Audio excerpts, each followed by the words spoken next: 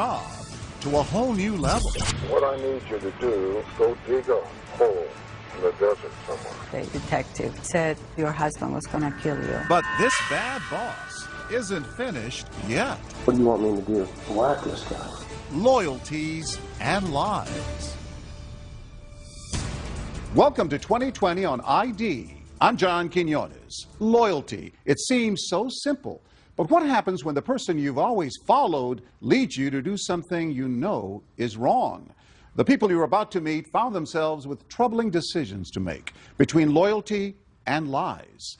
First, two teens and the father they worshipped. But as Matt Gutman first told us in 2013, the dad who was supposed to show them the right way to live instead showed them the way right to prison. It's an all-in-the-family crime spree. That's dad in a mask and son in a fake mustache. It was a family affair, all right. A father on an outing with his two kids, but they weren't out for fast food. They were hungry for a fast buck. These three, the Cat family, didn't look like the typical jailbirds in the FBI's most wanted list. Nope, they looked like they belonged in your church group. The balding dad, his pimpled son, and the pretty blonde sister, still a high school senior. But apparently the family that stayed together robbed together. Have you ever seen anything like this? In my 20-plus years in law enforcement, I haven't, Matt. A family of bank robbers. If news of Daddy's misdeeds bewildered local cops and journalists, it blew away their own family members. Horrible. Horrible. How can I wrap my brain around this? How could this have happened? We spent 13 months piecing together this story, talking to every major character. It begins where it ends, with Dad, Scott Cat. We met the father of this felonious family here. Nice to meet you. Nice to meet you. Behind 2 inches of glass at the Fort Bend County Jail in Texas. It's shocking to me because I've never been in trouble before. That would be the first of many lies he would tell us. Back then, we couldn't have known this tale would have more twists than a knotted rope, especially given how Cat started life. With a homemaker mom and a dad who worked at the local bank. Good student? He was a football star. Everyone, especially his mom, remembers him being so likable. Scott, he was so much fun. Great sense of humor. Always wanted to make us laugh. Scott Cat fell in love and married his high school sweetheart, Beth, a champion swimmer. She called him her handsome cowboy. What was Beth like? Beth? Oh, very, very loving. Good mommy.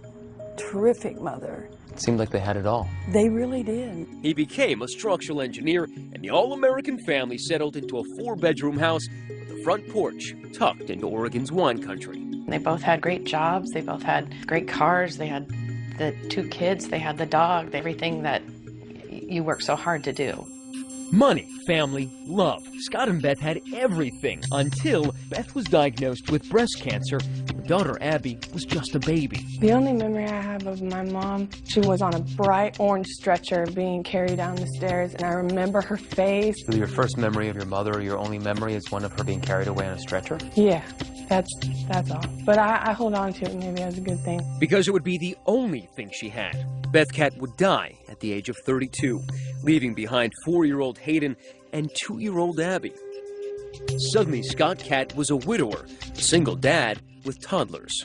How did you deal with it personally? I didn't deal with it. You were in denial? Completely. I was in denial about needing help, about grieving, about depression, about my ability to raise them by myself. You know, I started drinking heavily. What does heavily mean? Well, a fifth a day. A fifth of vodka or Jack Daniels a day. It's a lot of booze. It's a lot of booze. While Dad was drowning his sorrows, the kids were thriving in the pool. The star swimmers were also decent students, and when he was sober, their dad was the proud president of the swim club. And the kids idolized him. He was my best friend for a long time. He was a whole lot of fun, loved water parks and Disneyland almost as much as the kids. We'd all be on the ride together. It was just fun. We were all screaming and yelling, and he went on all the rides with us, and that's cool. So cool that he was really more a friend than a parent. There wasn't really a disciplinarian. I mean, there was no one there hounding us to do homework or keep up our grades. I knew it wasn't normal, but to me it was my normal. Abby and Hayden, by this time young teenagers, soon realized Dad was fun, but they could only rely on each other. We were very close. My sister's the only consistent thing I've had my whole life, and I'm the only consistent thing that she's had too. Well, my brother's my best friend. He was basically the only one that was there for me. I can just look at her and know what's on her mind, what she's worried about. What Scott's kids were worried about most, their dad's drinking. Some of it in plain sight. There were arrests, there was brawling, disorderly conduct, and a new, more expensive vice, cocaine, he says. I'd say probably 3 or 4 grams a week. Scott partied away their savings. They went bankrupt. They lost their home. The lights went out. For a fresh start, and Scott says a new job, Cat traded the Oregon greenery for this scenery. An apartment in a Houston suburb with a whole lot of banks nearby. Money was tight, and I was really depressed. And, you know, I had complained to him saying, you know, if we didn't have to worry about money, there wouldn't be any of the stress or any of these negative things happening in our life. That's when he approached me and said, would you be willing to do something to get some money more illegal than selling drugs? And I said, yes. So you're 18 years old. You need money. Your father says, I have a plan to rob a bank. Shouldn't your first reaction be, are you crazy? Looking back on it, I can't believe that wasn't my first reaction. To say, are you insane? Why did you go along with it so easily? I had a real struggle. I knew it was wrong, but I was really motivated by the money. The night before the first bank I was supposed to rob with him, I had kind of a panic attack all night, deciding, do I want to go down this path of evil, or is this not for me? Ultimately, Hayden Cat would agree to walk down that path of evil. He really wanted my help.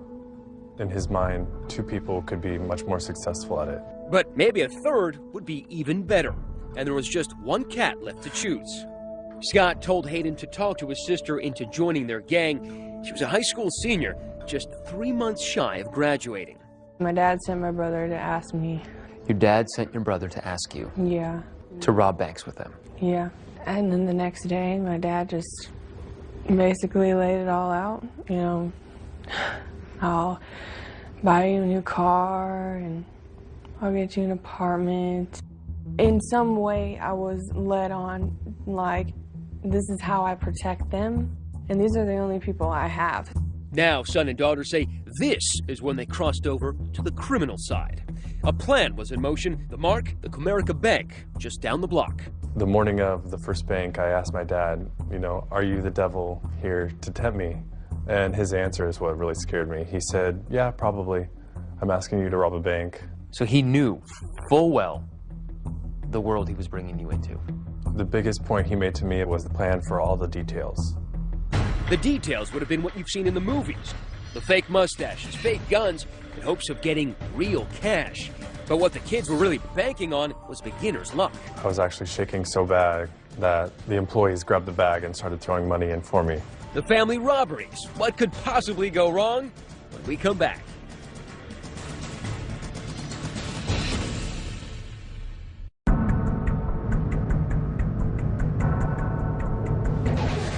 .93-degree Texas heat. The Cat family wasn't headed to a water park, but to a stick-up, a small bank in a strip mall.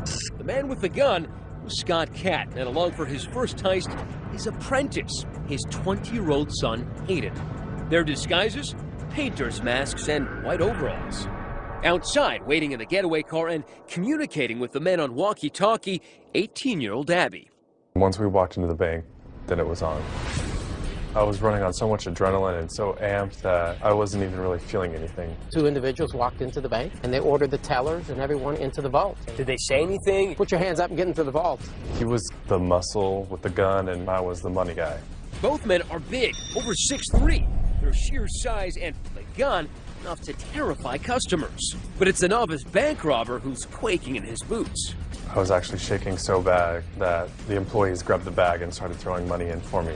In Hayden's hands, more money than he'd ever dreamed of. How much does $50,000 weigh? I'd say about 15 pounds. With their garbage bag full of cash, they sprint out of the bank to the getaway car, which has been outfitted with stolen plates. The wheelman? A frightened teenager. I was scared. I mean, it's just something you just like want to be over with. And what was it like driving the getaway car? You know, it's hard because you want to obey traffic laws, but your adrenaline is pumping. It was hard. I had them in my ear. My dad would yell at me to not drive fast, so I didn't. Despite the heckling from her backseat driver dad, the reluctant 18-year-old gets them to their apartment, half-mile away, undetected. The heist had gone off without a hitch, just like Dad had promised. Was there a woohoo moment? Not till we got home. With her sack full of 50 grand, the spending began. Cars, motorcycles, booze, and drugs. Abby's spending, much more sensible. How'd you guys celebrate? I went off on my own and just got my nails done. In fact, the money came so easily and went so fast, within 2 months they burned through all their loot. Time for another bank job. The First Community Credit Union, just a few miles from the scene of their first crime. Before the hit, Abby cases the bank. That's her smiling and grabbing brochures from a bank employee. 11 days later, it's the same drill, new disguises. Ditching the painter's overalls for safety vests to blend in with nearby construction. They walked into the bank with orange construction vests on. Did you carry a gun in there? No.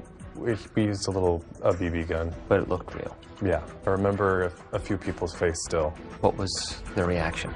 Total shock. Terror? Yeah, they were scared, terrified, definitely. You start walking into a bank with a weapon and you start pointing that at people and ordering them to, you know, cough up the money. I mean, that can change your life forever. Their take after 2 bank robberies, over $100,000. But the loot isn't exactly divided up evenly, according to the kids. What percentage were they willing to give you? 10%. Did you feel like 10% was enough? Oh, yeah, because I never even had that much money. So your whole life? Right. $10,000. It was enough for me. Enough to buy a very practical used Ford Focus and more of those manicures. I guess by now you're aware that in Texas, whether you're the driver or you're the guy holding the gun, holding up a teller, it's the same crime. Yep. But you didn't know that then? No, I didn't know that then. And I know the part that I played was wrong, but it was my family, and that the loyalty was greater at that point. But her father and brother seemed more loyal to the cold, hard cash that was coming in and to blowing it fast. Shopping, cars, partying, really nothing to show for it. When the comforts of daily life include Jack Daniels, a new Chevy Tahoe, a Harley, and a swank new Houston apartment, even 100 G's can disappear pretty fast. And for the Cat family, that meant one thing: time to go back to work. Had you planned another heist before you got busted? Yeah, the morning they picked us up, I think we were going to do probably 1 or 2 more. That day? Yeah. That's right, the Cats had gotten cocky, planning a pair of heists the day before their arrest. It got to a point where I thought my father knew what he was doing so well that there's a risk involved, but the risk was so minimal. But that would prove to be wishful thinking because, as we all know, where there are robbers, there are also cops. And the cops were already on to them. On the surveillance video from the latest heist, they picked up a detail that would impress even Sherlock Holmes. The vests looked new. They actually had creases in them. Because they were creased, you figured they were new. And because they were new, they must have been purchased somewhere nearby. We were able to tie those 2 vests back to a local Home Depot. And those vests were purchased with a MasterCard debit card that went back to Scott. By using that MasterCard, Scott Cat might as well left his calling card. And there's kids are using it in Home Depot to buy the gear they were about to use in a bank heist. It was just the break detectives needed, and the Cats were in the bag. When Scott was arrested, the detective that actually made contact with him told him, well, you're under arrest for bank robbery. And Scott's initial response to that was, which one? They quickly arrested Hayden as well, who was up in the apartment. There, they found the kind of evidence gumshoes dream of. In the apartment, we found some bank straps. And a bank strap is a little paper strap that wraps around a certain quantity of money. Usually it's 1,000 denominations. And it identifies whatever bank it is that it comes from. And some of those straps were from a bank in an entirely different state. Suddenly, cops realized Cat is no rookie, but a bank bandit with a resume. They now had more than enough evidence to haul both Cats in for questioning, and authorities were zeroing in on Abby, too. Abby called and she was yelling at me. I'm in jail and I need $10,000 to get me out of here. Get me out of here right now. And I said, you have to get that money from your father. She says, he's the reason I'm in jail. When we come back, the interrogations begin, and everyone is in for a shock. I hated the job. I'll just rob banks. Probably better at that anyway. And his children weren't the only family members he'd conned. I picked up our local newspaper and I said, oh, son, if I didn't know better, I'd say that was you. Stay with us.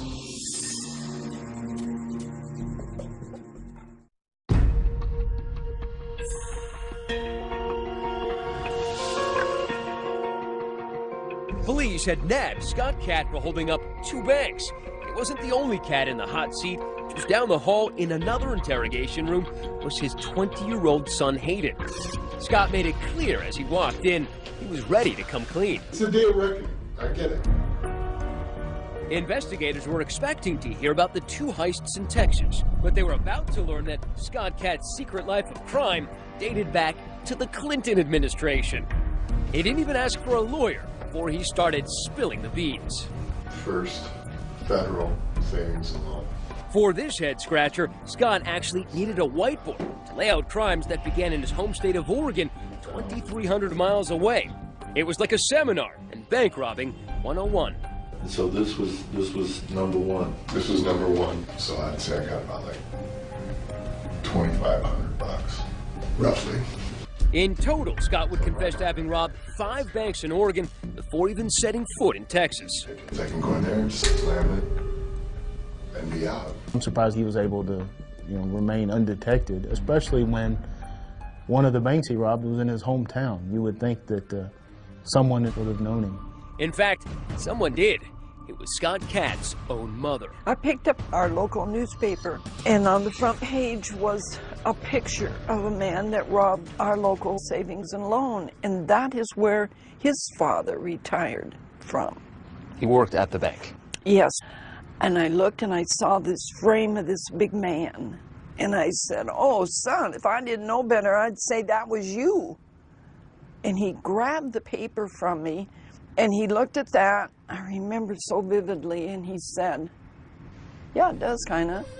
But a mother knows what her son looks like. Oh, I know, and his hands. I know his hands.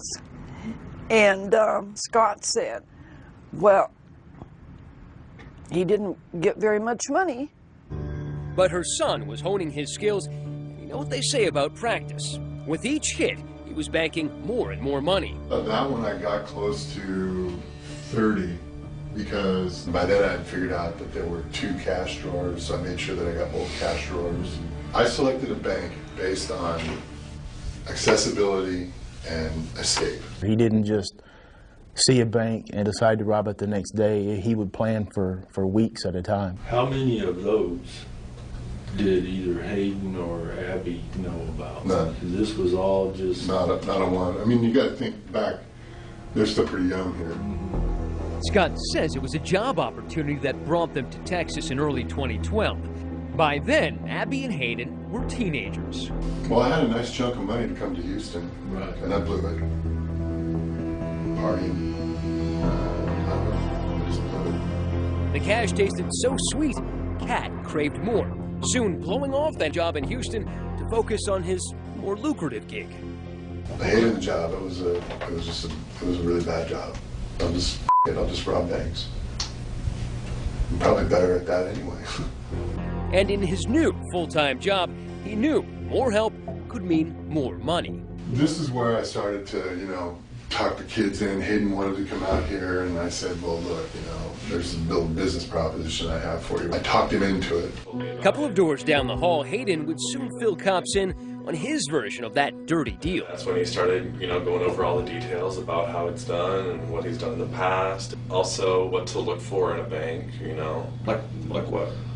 The getaway is everything. I told him, I don't think that I can drive after my first one. That's when we talked Abby into driving for us. We just needed someone who was able to drive slow and steady and abide all the traffic laws and, not look like a bank robber at all. This cute blonde girl is the last thing you would ever you'd ever look for. But that's exactly who police were looking for.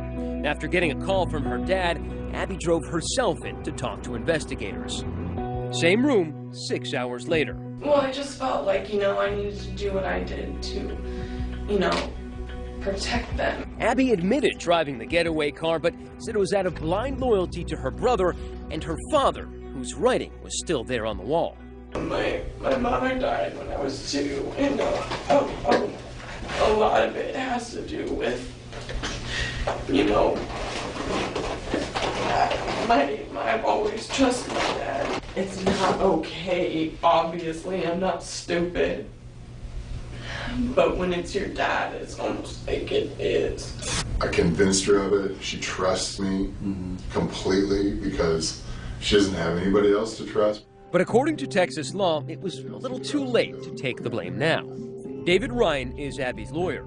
Abigail Catt was facing 5 to 99 or life in prison for aggravated robbery, even though she didn't put a gun in anyone's face, because under Texas law, just being involved in the crime itself was enough to make her as culpable as her father and her brother. By the end of his 2.5-hour confession, it was clear Scott Catt wouldn't be winning Dad of the Year anytime soon. So that's where we're at today. And after a decade of robbing banks, what do you have to show for it besides 2 kids on the fast track to becoming felons? About all I got in my wallet. Maybe whatever Aiden has in his wallet. That's about it. Aiden had counted his, just $30. When we come back, Scott Catt makes a pledge. If you were offered a deal where you had to spend 25, 30, 40 years in prison in exchange for both of your kids going free, would you take it? Absolutely. But he has one more surprise for his kids. This is your letter to Abby, by the way. Where did you get this? Stay with us.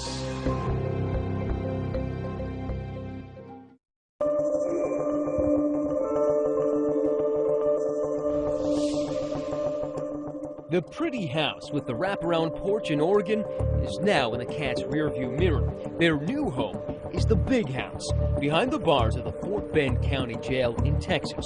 The family had been held in separate cell blocks and hadn't seen each other in over a year. Jailhouse life had taken its toll. Scott said there wasn't enough food and he'd lost more than 70 pounds, almost unrecognizable to his own mother when we showed her footage from our interview. He's a poor man. $2,000 a week. Yeah. He doesn't look the same. Oh, I miss him. He's old. I don't want to see anymore. She's heartbroken by what her son did to the grandchildren she'd helped care for after their mother died. It's so hard. I wish I knew why he did this. I will never know. When we sat down with Scott, he wanted us to believe he was a changed man, a father who would do anything for his kids. If you were offered a deal where you had to spend 25, 30, 40 years in prison in exchange for both of your kids going free, would you take it? For them going free? Absolutely. What about life in prison? Sure. Would you have said you were a good father? I thought I was. Do you think you are now? I have just serious doubts.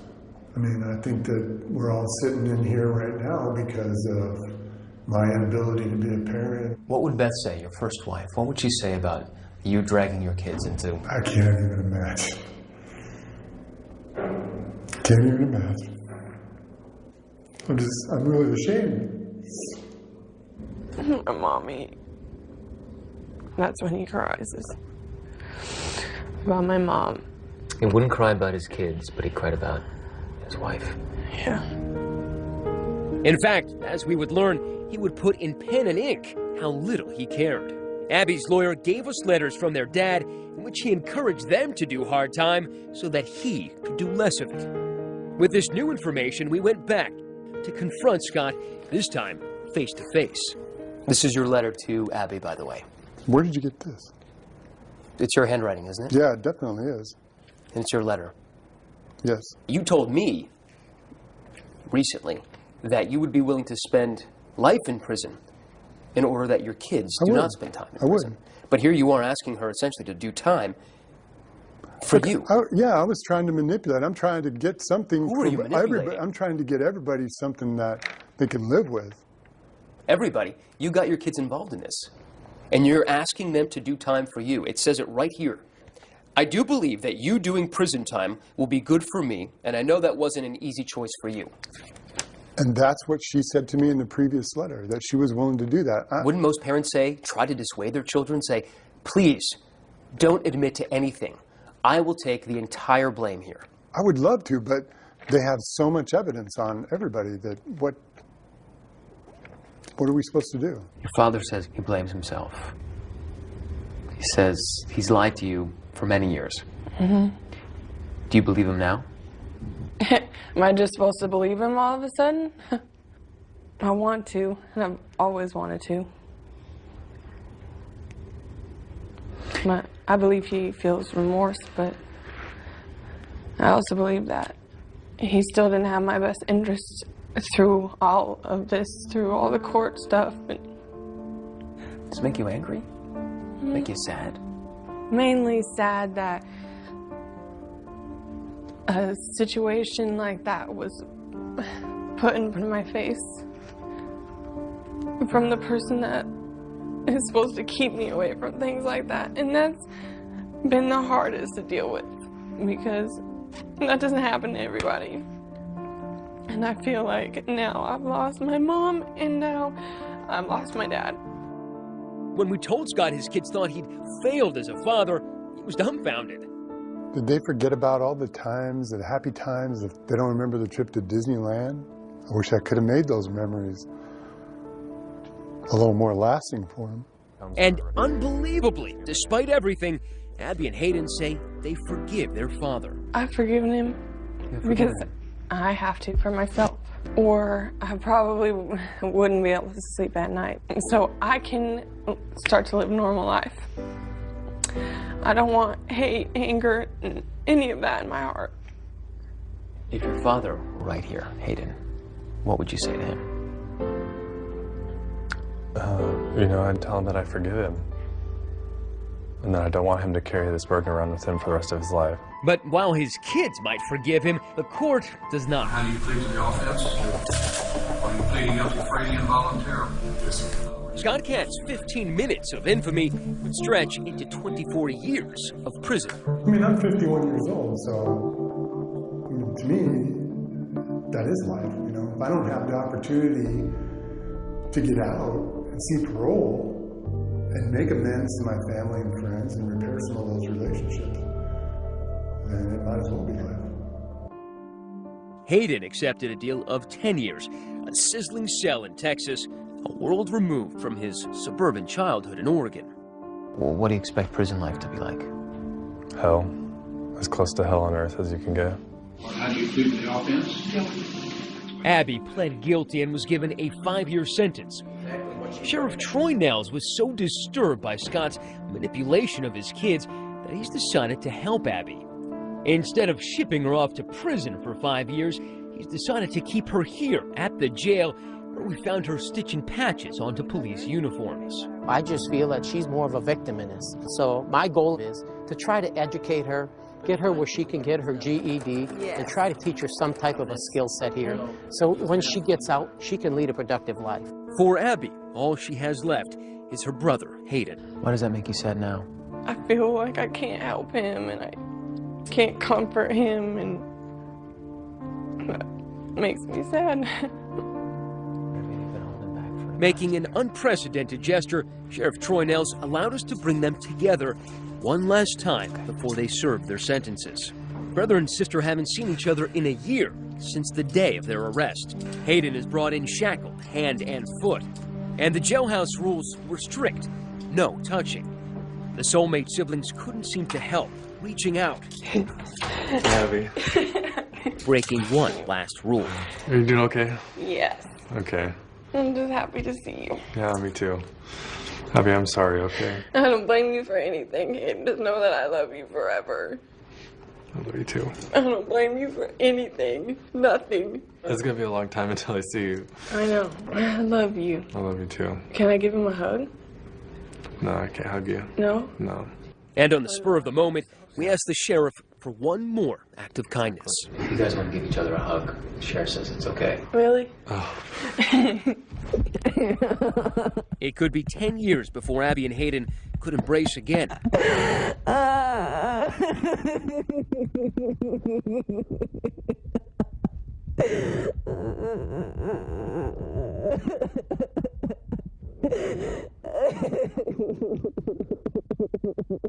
Listen closely. Our mic's picking up Abby's heart, pounding. It'll be okay. I know.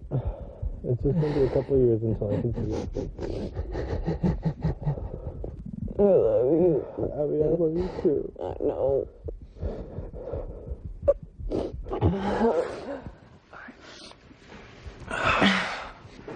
I don't want you to go. I know. And gushing out came the grief and the regret and the anger. Thank you for the hug. I needed it. I know. I love you. I love you too, okay? Okay. If you ever start to feel down or anything, just start to think about all those good times we've had, okay? 'Cause Okay. that'll get you through. Okay. All right. I love you. Abby, I love you too. I'll see you soon. Okay, bye. And after 10 minutes of comfort, shackled again. The siblings' love for one another, the one thing their full-hearted father couldn't destroy.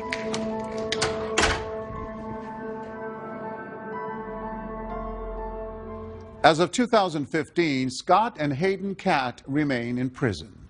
Abby hopes to attend college upon her release with the help of a woman who saw her story on 2020.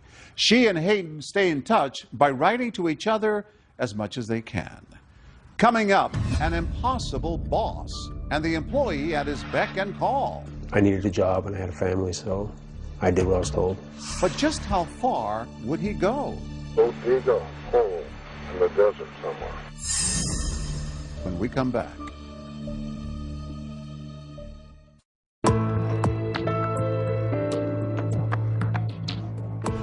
A long-suffering employee spends years meeting his boss's escalating demands, and then a new task, one that would make him an accomplice to murder.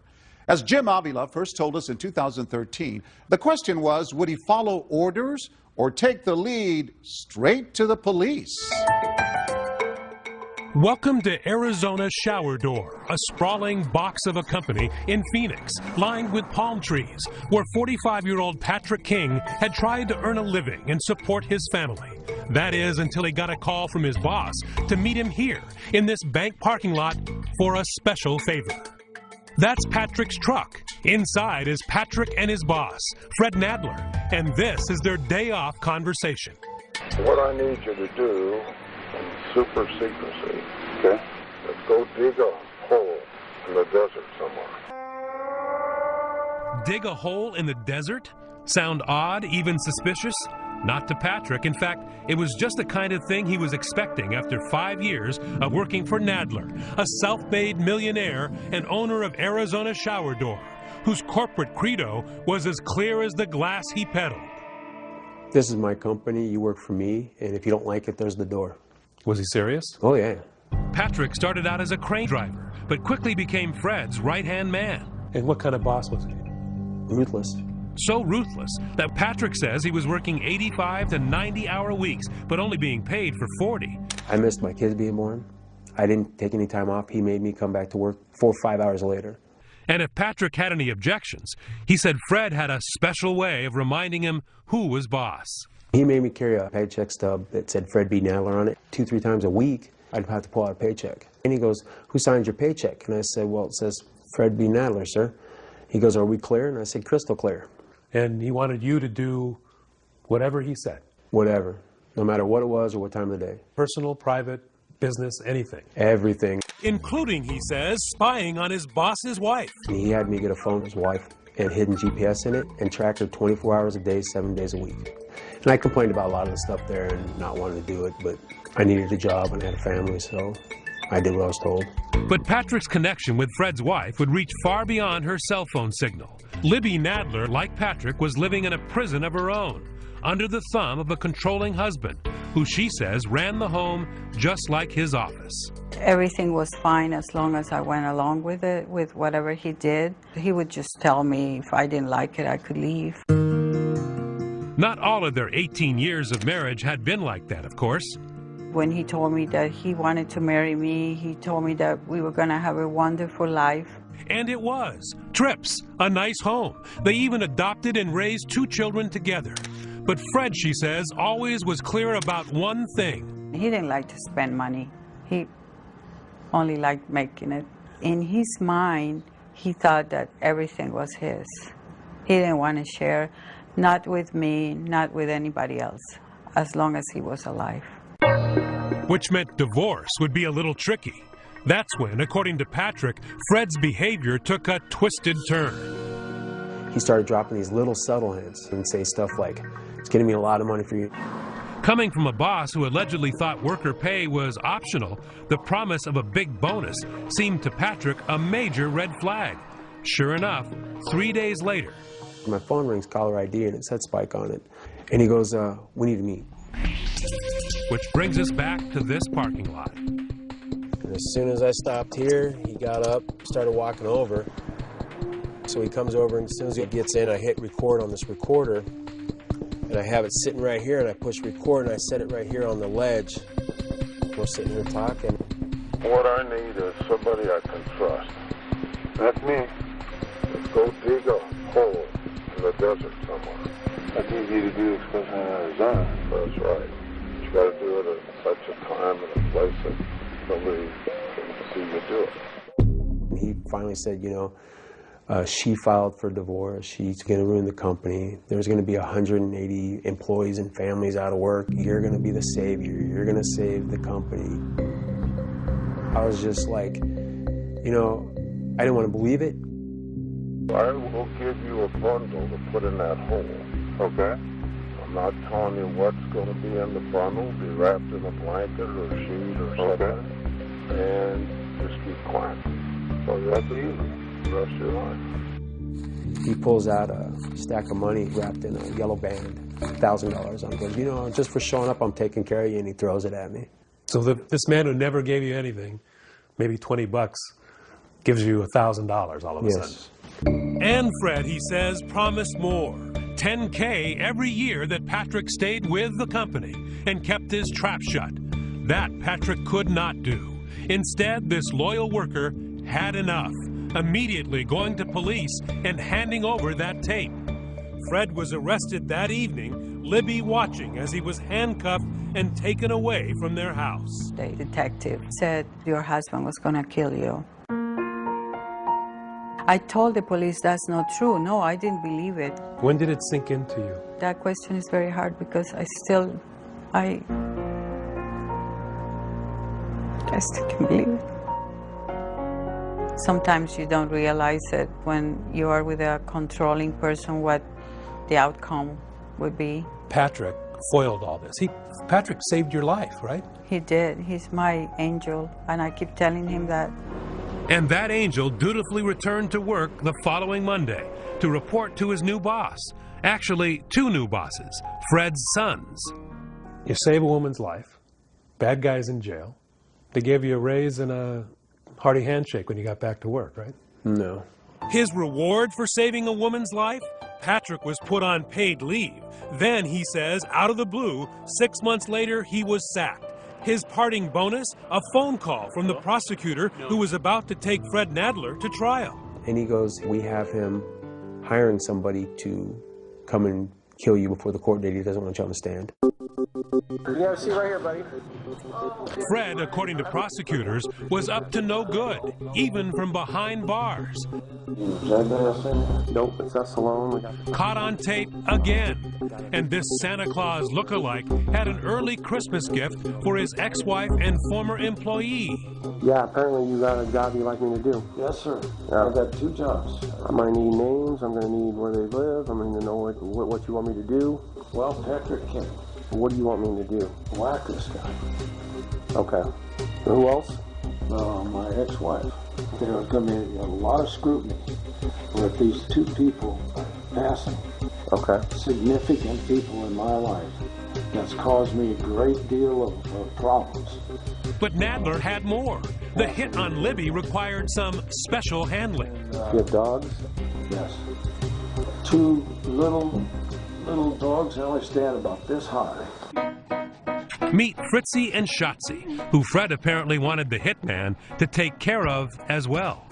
They're my love of my life. If there's anything I do love that's left, it's my two little puppies.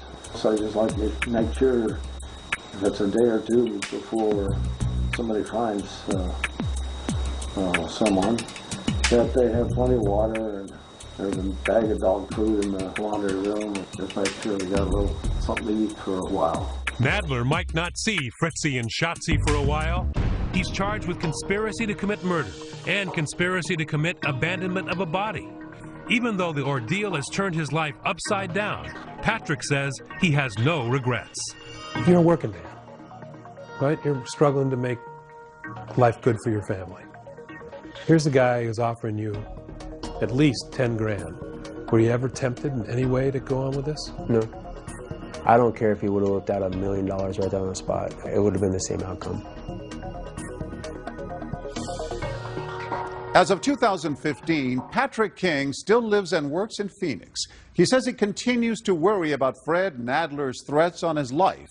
He and Libby remain in touch. As for Fred Nadler, the charge of conspiracy to commit murder was dropped. In exchange, he pled guilty to attempted kidnapping and was sentenced to 8 years in prison. I'm John Quinones. Please join us next time for another edition 2020 on ID.